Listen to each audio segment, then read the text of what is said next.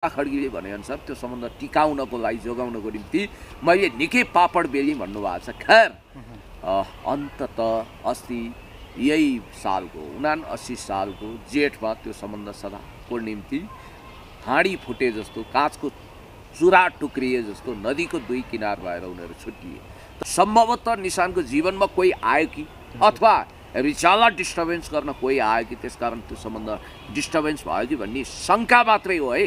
Online खबरले पनि अरू मिडियाले पनि यसलाई शङ्काको तहमा मात्रै भनेको छ। हामी चाहन्छौँ यो खबर झुटो होस्, यो असत्य निस्कियोस्, दुवैको सम्बन्ध राम्रो होस्, यसमा कुनै दरार आएको नहोस्। रिचा र हाम्रो निशान भाइ मिलेरै जानु राम्रो हुन्छ। नमस्कार अनि हार्दिक स्वागत गर्न चाहन्छु दर्शक महानुभावहरू। तपाईँले फ्रेममा देख्नु भएको छ। आज हामी माझमा हुनुहुन्छ भर्खर वक्ता पुण्य गौतम सर हुनुहुन्छ। सर स्वागत छ सम्पूर्ण मिडियामा। एकदमै धन्यवाद, नमस्ते। तपाईँले भर्खरै मात्र एउटा भनौँ न न्युज सुन्नुभएको होला, जुन उषा खड्गी, मिस नेपाल उषा खड्गी र जिपी जीको चाहिँ जुन डिभोर्स भयो होइन, यसले चाहिँ एकदमै सनसनी रूप लिइरहेको छ क्या होइन। सँगसँगै तपाईँको निशान भट्टराईको पनि सामाजिक सञ्जालमा चाहिँ अलिकति सम्बन्धमा दरार आयो भन्ने कुराहरू पनि आइरहेको छ। यसको बारेमा अलिकति केही प्रश्न दिनुहोस् न सर। जहाँसम्म जिपी तिमल सिराजी र पूर्व मिस नेपाल उषा खड्गीजीको सम्बन्ध डिभोर्समा गत जेठमै परिणत भइसकेको थियो र अहिले फेरि जिपीजीले नयाँ वैवाहिक सम्बन्धमा गाँसिँदाखेरि जुन हङ्गामा भएको छ अंशबन्डाको सवाललाई लिएर त्यो विषयमा बोल्दा मलाई बहुत धर्म सङ्कट भइरहेछ। मैले तटस्थता कायम गर्न सक्छु कि सक्दिनँ भन्ने कुरामा म आफैलाई प्रश्न राखिरहेको छु। खैर म सकेसम्म निष्पक्ष र तटस्थ भएर जवाब दिने कोसिस गर्नेछु। र जहाँसम्म निशान भट्टराई भाइ बहुत राम्रो गायक, उहाँ एकदमै प्रतिभाशाली, नेपाल आइडलमा सायद निशान भट्टराई लेभलको गायक अर्को जान सक्छ कि सक्दैन मसँग एकदम अन्तरङ्ग उहाँ हुनुहुन्न भन्ने आधारमा मैले भन्ने होइन कि निष्पक्ष भएर भन्दा त्यत्तिको कदको गायक फेरि पुग्छ पुग्दैन थाहा छैन। तर उहाँको पनि पारिवारिक जीवनमा कता कता तुसारो आएको र कता कता शीतपन छाएको र सम्बन्धमा उतार चढाव भएको र उहाँकी पत्नी रिचा न्यौपानेसँग उहाँको सम्बन्धले कतै नयाँ मोड त लिएको होइन, कतै दुःखद मोड त लिन खोजेको होइन भन्ने कुरो अनलाइन खबर लगायतका मिडियाहरूमा प्रशस्त छाएका छन्। अब मलाई निशान भट्टराईले तानेको हुन त त्यो यता माइतीघर फिल्मको गीत हो, मन्नाडेले गाएको, जिन्दगीलाई जित होइन हारले स्वागत गरी हिँड्दछौ, यस्तै यो टाइपको यस्तो राम्रो गीत गाउनु भएको छ। खैर यो विषयमा पछि हामी चर्चा गरौँला। हामीले जनकपुरमा पनि यो गीतको चर्चा गरेका थियौँ, तपाईँलाई सम्झना होला। अब कुरा गरौँ जिपी तिमल सिन्हा र उषा खड्गीजीको बहुचर्चित सम्बन्धले विश्राम लिएको कुरा र त्यसले सृजना गरेको एक खालको कन्ट्रोभर्सी। अलिकति फ्ल्यासब्याकमा जानुहोस्। जिपी तिमल सिन्हा सम्भवतः नेपालको एफएम इतिहासमा अथवा मिडिया हिस्ट्रीमै सबभन्दा बोल्ड आवाजको व्यक्तित्व हुनुहुन्छ। धारा प्रवाह बोल्न सक्नुहुन्छ र उहाँ बहुत प्रतिभाशाली व्यक्ति हो, मेरो परम मित्र पनि हो। र उहाँको प्रतिभाको अगाडि धेरै मान्छे आयल कायल हुन्छन्। कहिलेकाहीँ मैले उहाँलाई भेट्दाखेरि जिस्काउने गर्छु, ठट्टा गर्छु। यदि तपाईँ पोलिटिक्समा आएको भए गगन थापालाई तपाईँले तोरीको फुल देखाउन सक्नुहुन्थ्यो भनेर भन्छु, किनभने उहाँ धेरै अगाडि अखिलको कार्यकर्ता पनि हुनुहुन्थ्यो। उहाँको र मेरो घर पनि नजिक छ। मेरो घर निजगढ, उहाँको रौतहटमा साथी, मभन्दा एक दुई ब्याच सिनियर हो उहाँ। तर व्यक्तिगत रूपमा भन्नुपर्दा हामी मिल्ने मान्छे पनि हौँ। र उहाँको म्युजिक प्लस भन्ने कार्यक्रम 50को दशकमा टेलिभिजनमा मस्ट धेरै टिआरपी बटुल्ने कार्यक्रम, धेरै विज्ञापन कलेक्सन गर्ने कार्यक्रम मध्ये एक थियो। र पहिला यो म्युजिक प्लस कार्यक्रममा उहाँको को स्टारको रूपमा, उहाँको अब सहसञ्चालिकाको रूपमा अर्कै व्यक्तित्व हुनुहुन्थ्यो। पछि ठ्याक्कै मिस नेपालको सेरोफेरोमा उषा खड्गीजी आइपुग्नुभयो र त्यो म्युजिक प्लसमा ख्याति कमाएपछि नै होला उहाँ मिस नेपाल बनेको। 55-56 सालतिर उषा खड्गीजी पनि त्यो कार्यक्रममा जोडिनुभयो र उहाँहरूको जोडी खुब सुहाउँदो थियो। कोही ध्रुव सुन्दरी पहिला सिरियलमा जोडियो, पछि वास्तविक दाम्पत्य जीवनमा पनि आए भने जस्तै उहाँहरूलाई पनि त्यतिखेर एकदमै मोस्ट इलिजिबल जोडीको रूपमा मान्छेले हेर्थे, एकदमै योग्य जोडीको रूपमा मान्छेले हेर्थे। र मिस नेपाल 2000मा अर्थात् सन् 2000 को मिस नेपालको रूपमा उहाँ आउनुभयो। सम्भवतः मलाई जहाँसम्म लाग्छ पहिलो मिस नेपाल रुबी राणा 1994मा हुनुभयो। त्यसको 6 वर्षपछि उषा खड्गी हुनुभयो। दुवै बेरगन्ज बेसको हुनुहुन्छ। बेरगन्ज उहाँको घर हो र दुवै परम सुन्दरी। अहिले पनि आफ्नो रूप सौन्दर्यको जादु कायम गर्न सक्ने सुन्दरीको रूपमा उहाँहरूलाई लिइन्छ। त्यो बाह्य ब्युटीनेस मात्रै होइन, उहाँहरूको इनर ब्युटी पनि एकदमै राम्रो छ, अर्थात् आन्तरिक सौन्दर्यले पनि भरपुर भइदियो। के भने उहाँहरूको प्रेमको निशानीको रूपमा दुईवटा बाबु नानीहरू जन्मिए। बाबु त सानै छन् क्यारे, नानी त हुर्किसकिन् र उहाँहरूको सम्बन्धमा कता कता खटपट आएको भन्ने पहिला पनि मैले सुनेको थिएँ। यद्यपि यो विषयमा मैले हेर्नुहोस्, योभन्दा अगाडि डिभोर्सको बेलामा पनि कतिपय मिडियाकर्मीहरूले यो विषयमा केही कुराकानी गरौँ भन्दा मैले इग्नोर गरेको थिएँ, अस्वीकार गरेको थिएँ, तपाईँलाई थाहा छ। र अहिले चाहिँ यो जताततै यत्रतत्र सर्वत्र आएर एकपक्षीय रूपमा जिपी तिमल सिन्हालाई उहाँको दानवीकरण गर्ने अथवा उहाँलाई अपव्याख्या गर्ने, उहाँको चरित्रमाथि नै प्रश्न उठाउने र भए नभएका कुरा गर्ने हिसाबले मिडियामा एकपक्षीय सामग्रीहरू सम्प्रेषण भएको हुनाले, यद्यपि म कसैप्रति ढल्किएको पनि छैन, कोल्टिएको पनि छैन, म सन्तुलित र निष्पक्ष हुने कोसिस गरेको छु। कमजोरी दुवै पक्षको होला, महानता पनि होला। उषा खड्गी बहिनीलाई पनि म उहाँको उत्तरोत्तर प्रगति र भलाइ नै चाहन्छु। तर जिपी तिमल सिन्हा विरुद्ध मिडिया अनुदार भएको अनुभव मैले गरेको छु, किनभने जिपीजीसँग यो सम्बन्धको विषयमा मैले पनि बसेर केही कुराकानी गर्ने मौका पाएको थिएँ केही समय अगाडि। के भन्नुभएको होइन, म तपाईँलाई भन्दैछु सिलसिलेवार कुरा गरौँ। सायद उहाँहरूको सम्बन्धले अलिकति खटपट भइसकेपछि 76 सालमै यो सम्बन्ध टुङ्ग्याउनुपर्छ भन्ने निष्कर्षमा उहाँहरू पुगेको हो कि जस्तो लाग्छ। भक्तपुरमा उहाँहरूको राम्रो घर छ, एकदमै राम्रो बङ्गला छ र त्यसमा उहाँहरूको जोडी बस्थ्यो र त्यो चखेवा, त्यो मलेवा जोडी, त्यो परेवा जोडी नटुटोस् भनेर मैले पनि भगीरथ प्रयत्न गरेको हुँ, प्रार्थना गरेको हुँ। हामी जस्ता धेरै मान्छेहरूको आशीर्वाद थियो। अब मैले कता कता सुन्नमा आएअनुसार र जिपीजीले पनि त्यसलाई कता कता पुष्टि पनि गर्नुभएको छ। अहिले जिपीजीको एक्स्ट्रा म्यारिचुअल अफेयरको चर्चा त तपाईँले सुन्नुभयो, उहाँले हिंसा गर्नुभयो भन्ने खालका एकपक्षीय समाचारहरू तपाईँले सुनिरहनु भएको छ। तर मैले थाहा पाएसम्म उषा खड्गीजीको पनि कता कता, यदि म गलत छैन र मैले सुनेको कुरा झुटो होइन भने यसको कुनै पुष्टि त हुन सकेको छैन, स्वतन्त्र रूपमा यसको पुष्टि भएको छैन। कोहीसँग उहाँको पनि हिमछिम मिलेको, चुचोमुचो मिलेको अथवा कतै एक्स्ट्रा म्यारिचुअल रिलेसन कतै त्यता कायम भएको थियो कि भनेर आशंकाको आधारमै जिपीजी र उहाँको सम्बन्धमा दरार आएको भन्ने कुरा छ। याद गर्नु होला, आफूभन्दा कम उमेरको एकजना भाइ छ, उहाँको बाक्लै हिमचिम भएको हो कि भन्ने शङ्काको आधारमा उहाँहरूको बिचमा द्वन्द्व बढेको र त्यही तनावले गर्दाखेरि रिभेन्जमा गएर जिपीले पनि अर्को गर्लफ्रेन्डलाई अप्नाएको भन्ने कुरा आएको छ। र जिपीले अर्को गर्लफ्रेन्ड भन्नाले होइन, त्यो बेलामा अब गर्लफ्रेन्ड उहाँको जीवनमा कोही आयो भन्ने कुरा आयो नि, एकजना बहिनीको त अहिले आइरहेको छ सबै। र त्यसपछि उहाँको डिभोर्स भयो। डिभोर्सको प्रोसेस चाहिँ अलि अगाडिदेखि नै सुरु गरेको, तर त्यो अंशबन्डा आदि इत्यादिको कारणले गर्दा, विभिन्न कारणले गर्दाखेरि त्यो डिभोर्स रोकिएको र उषा खड्गीले भनेअनुसार त्यो सम्बन्ध टिकाउनको लागि, जोगाउनको निम्ति मैले निकै पापड बेली भन्नुभएको छ। खैर, अन्ततः अस्ति यही सालको 79 सालको जेठमा त्यो सम्बन्ध सदाको निम्ति हाँडी फुटे जस्तो, काँचको चुरा टुक्रिए जस्तो नदीको दुई किनार भएर उनीहरू छुट्टिए। तर भइदियो के भने उनीहरूको थाहा थलो, म भन्दैछु भयो, तर उनीहरू एउटै छानो मुनि बस्थे, एउटै कम्पाउन्डमा बस्थे, उनीहरूको गाडी एउटै ग्यारेजमा रोकिन्थ्यो। डिभोर्स भए पनि त्यो फर्स्ट फ्लोर चाहिँ उनीहरूले भाडामा दिएका रहेछन्, सेकेन्ड र थर्ड फ्लोरमा क्रमशः उषा खड्गी र उनका छोराछोरीहरू सेकेन्ड फ्लोरमा बस्थे, थर्ड फ्लोरमा जिपीजी टप फ्लोरमा बस्नुहुन्थ्यो। र त्यसपछि अस्ति मङ्सिरको 19 या 21 गते कति हो एक्चुअली मलाई थाहा भएन, जिपीजी लगनगाँठोमा बाँधिनु हो उहाँले। कानुन त किनभने अब उहाँलाई ढोका खोलेको थियो कानुनी रूपमा विवाह गर्न पाउने, अर्कैसँग बिहा गर्नुभयो। मैले यो बिचमा उहाँलाई अलिअलि प्रश्न पनि राखेको थिएँ, हाँसेर टार्नु भएको थियो, मैले कता कता गाएर गएर सुनेको थिएँ। विवाह गरिसकेपछि विवाह बन्धनमा बाँधिनु हो। र त्यो दिनको इन्ट्रेस्टिङ घटनाको विषयमा उषाजीले भन्नुभएको छ, मिस नेपाल उषा खड्गी, उहाँले के भन्नुभएको छ भने उहाँकी हुर्किसकेकी छोरीले आएर मामु बाबाको त बिहा हुँदैछ, हजुर यहाँ नबस्नुहोस् भनेर भनेपछि म तुरुन्तै त्यहाँबाट साइड लागेँ भनेर भन्नुभएको छ।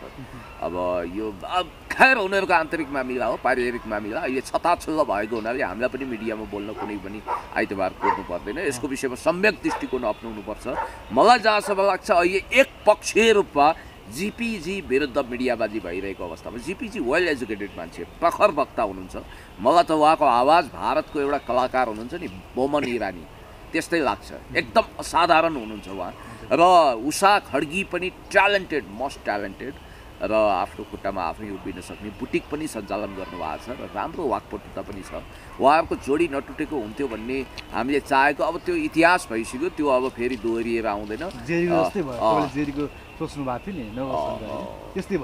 त्योभन्दा पनि अगाडि बढिसक्यो, किनभने जिपीको जीवनमा अर्को कुनै महिला आइसक्नु भएको छ र भइदियो के भने त्यही घरमा तिनै महिला आइन् भन्ने कुराको आपत्ति। अर्थात् जुन घरमा डिभोर्सी जिपीजीको पूर्व पत्नी उषा खड्गी र उनका सन्तानहरू बस्छन्, त्यही घरमा ठ्याक्कै माथिल्लो तलामा जिपी र उनको नवविवाहिता दुलै पत्नी बस्छिन् र त्यो कुराले हामीलाई मानसिक रूपमा ठुलो पीडा दियो भनिरहेकी छिन्। र फेरि यो अंशबन्डा सम्बन्धी कुरा चाहिँ त्यहाँ चाहिँ उहाँ घरबाट चाहिँ निस्किनु भएको भएन।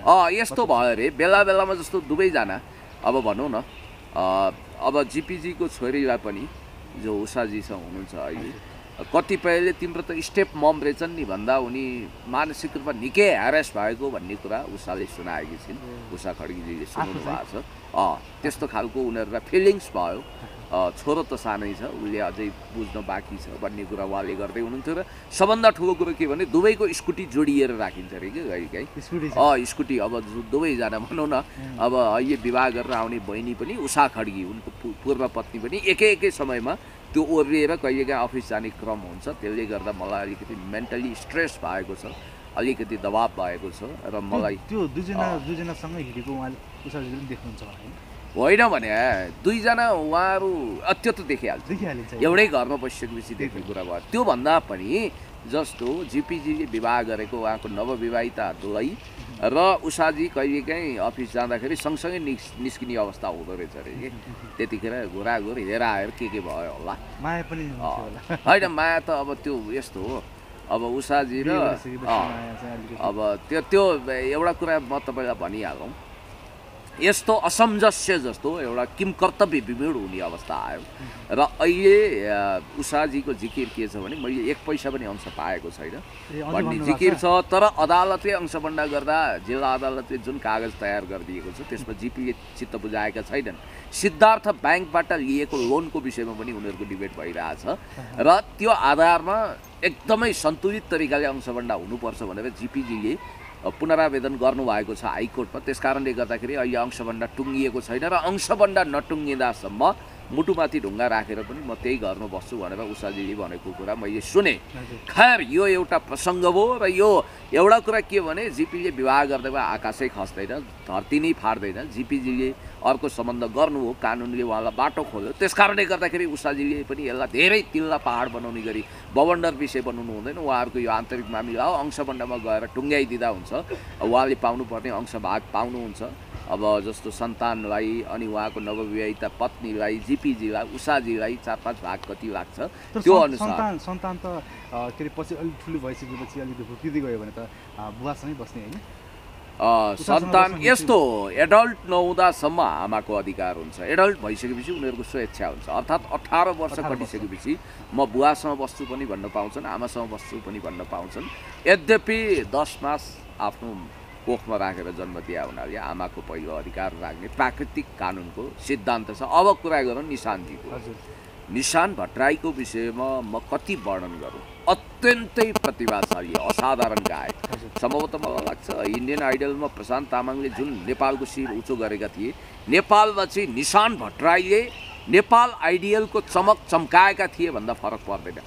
अत्यन्तै अत्यन्तै अत्यन्तै प्रतिभाशाली धेरै। तर के भयो भन्दाखेरि निशान भट्टराई र जुन तपाईँले नेउपाने भन्नुभएको थियो होइन, रिचा नेउपाने उहाँहरू विवाह गर्नुभएको 2 वर्ष भयो होइन। अहो। तर उहाँहरू 81 अहिले आएर चाहिँ जुन इन्स्टाग्राममा चाहिँ उहाँहरूको विवाहको फोटोहरू देखेर सबै फालिएको अनि के अरे रिचाजीले चाहिँ हटाएको भनेर चाहिँ जुन सामाजिक सञ्जालमा चाहिँ अहिले न्युजहरू बनिरहेका छन्। त्यसो के भन्नु चाहनुहुन्छ? त्यो कुराले गर्दा पनि मान्छेले चाहिँ यो डिभोर्स भएको हो कि भन्ने कुरा शङ्का मात्रै मानेका हुन् कि के भन्न सकिन्छ यसमा चाहिँ? पहिलो प्रश्नको एउटा जवाफ मैले टुङ्ग्याएर अनि त्यसपछि यो प्रश्नमा आउँछु। म जिपीजी र उषाजीलाई के सुझाव दिन्छु भने तपाईहरु अंशबन्डा टुङ्ग्याएर असल साथी पनि दिनुहोस्, शत्रुतापूर्ण सम्बन्ध कायम नगर्नुहोस्। आफ्नो बच्चाको भविष्यको निम्ति पनि प्लिज यति काम गरिदिनुहोस् भनेपछि अब निशानजीकोमा आउँछु।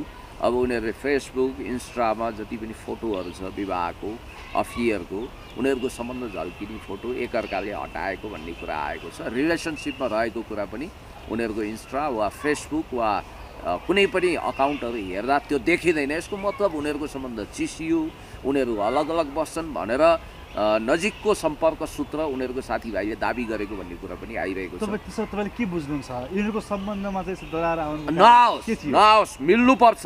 योभन्दा अगाडि वर्षा शिवाकोटीको पनि अमेरिकामा विवाह गरेर भर्खर आउँदाखेरि उहाँको सम्बन्धमा पनि दरार आएको कुरा तपाईँलाई थाहा छ? थाहा छैन? यो सिनेमा कला यो लाइनका मान्छेहरूको सम्बन्ध किन यति चाँडो टुक्रिन्छ अथवा यति चाँडो काँचको गिलास जस्तो चकनाचुर हुन्छ मलाई थाहा छैन। भित्री रहस्य बुझ्नु भएको छ हजुरले? यो भित्री रहस्य चाहिँ 2-3 वटा हुन्छ। एउटा मन नमिलेर पनि हो पहिलो कुरा त। दोस्रो आर्थिक वर्ग अर्थात् एउटा पक्ष धनी अर्को गरिब भयो भने पनि सम्बन्धमा दरार आउँछ। तेस्रो तीसरा कौन टाइपको कोही घुस्यो भने पनि त्यहाँ समस्या आउँछ। तीसरा कौन अब रिचाको जीवनमा होइन होला अथवा यता निशानको जीवनमा पनि आएनन् होला भनेर हामीले कल्पना गरिदिँदा उनीहरूप्रति हामी पोजिटिभ हुन्छौँ। तर आएनन्, दुवैको जीवनमा आएनन् अथवा दुवैकोमा आएको पनि हुन सक्छन्, एउटाकोमा आएको पनि हुन सक्छन् कोही, अथवा नआएको पनि हुन सक्छन्, अथवा मन नमिल्दा पनि अथवा विभिन्न कारणले गर्दाखेरि सम्बन्धमा उतार चढाव हुन्छ। फेरि अब त्यो कलाकारहरूको के हुन्छ भने हिरोइजम हुन्छ। सेलिब्रिटी स्टारडम सधैँ एकनाश हुँदैन। हिजोको कमाई, हिजोको कन्सर्ट, हिजोको अवस्था आज ठ्याक्कै नहुँदाखेरि हिजो जुन सातौँ आसमानको एउटा शाहरुख सलमान ब्याट पिटको तहमा हेरिया हुन्छ, अब आज तेरिका त्यस्तो मिट भएन भन्ने कुरोले पनि त्यो सम्बन्ध फ्लक्चुएसनमा जान सक्छ। सम्भवतः निशानको जीवनमा कोही आयो कि अथवा रिचालाई डिस्टर्बेन्स गर्न कोही आयो कि त्यसकारण त्यो सम्बन्ध डिस्टर्बेन्स भयो कि भन्ने शङ्का मात्रै हो है। अनलाइन खबरले पनि अरू मिडियाले पनि यसलाई शङ्काको तहमा मात्रै भनेको छ। हामी चाहन्छौँ यो खबर झुटो होस्, यो असत्य निस्कियोस्, दुवैको सम्बन्ध राम्रो होस्, यसमा कुनै दरार आएको नहोस्। रिचा र हाम्रो निशान भाइ मिलेरै जानु राम्रो हुन्छ। निशान भट्टराई भन्ने एकजना अर्का गायक पनि थिए कि धेरै अगाडि, उहाँ बहुत राम्रो गायक हो। उहाँ कार दुर्घटनामा मारिनुभयो धेरै अगाडि, मर्नुभयो। तर अहिलेको निशान पनि एकदमै प्रतिभाशाली। सायद यो सम्बन्ध तोडियो भने उनलाई ठुलो तोड पर्नेछ। गोल्डन भोइस नेपाल आइडलमा पनि प्रत्येक वर्ष एउटा नेपाल आइडल हुन्छ। त्यसमा पनि विलक्षण एक्स्ट्रा अर्डिनरी असाधारण गायक हुन् हाम्रो निशान। अब निशानको एउटा गीतमा फेरि पूर्व जाने रेल, त्यसमा रिचाले नि खेलेकी छिन्। रिचाले नि प्रेम प्रस्ताव राखेको भन्ने, भ्यालेन्टाइन डेमा प्रेम प्रस्ताव राखेको भन्ने कुरा मैले सुनेको छु। खैर यो चखेवा जोडी, यो प्रेम जोडी, यो स्वप्निल जोडी, विलियम शेक्सपियरको नाटक रोमियो जुलियट जस्तै जोडी, लैला मजनू, मुना मदन जस्तो जोडी कहिले नछुटियोस्। उनीहरूको पुनर्मिलन होस्। अहिलेसम्म केही भएको नहोस् र कहिले पनि केही नहोस् म यही चाहन्छु। तर हामीले कामना गर्दा पनि कहिलेकाहीँ के हुन्छ भने जेरी र शङ्करको पनि सम्बन्ध नटुटोस् भनेर हामीले 33 कोटी देवता भाग्यौँ, कामना गऱ्यौँ, केही सिप लागेन। त्यस्तो नहोस्, यो जोडी नटुटोस् म यही भन्छु। ल हामीले आज 2 जोडी, एउटा टुटिसकेको सम्बन्धको बारेमा जिपीजी र उषाजीको विषयमा चर्चा गऱ्यौँ। मिस नेपाल उषा खड्गी र जिपीजी सञ्चारकर्मी जिपीजीको सम्बन्ध जो टुटेको थियो र त्यसमा अहिले नयाँ कन्ट्रोभर्सी ट्विस्ट आएको छ त्यो विषयमा चर्चा गऱ्यौँ। र अर्को सम्बन्धमा दरार आएको हो कि भनेर शङ्का गरिएका बहुचर्चित गायक निशान भट्टराई र उनकी पत्नी रिचा ढेउपानेको विषयमा पनि हामीले कुरा गऱ्यौँ। लौ त सबैको भलो होस्, जय कल्याण होस्। धन्यवाद।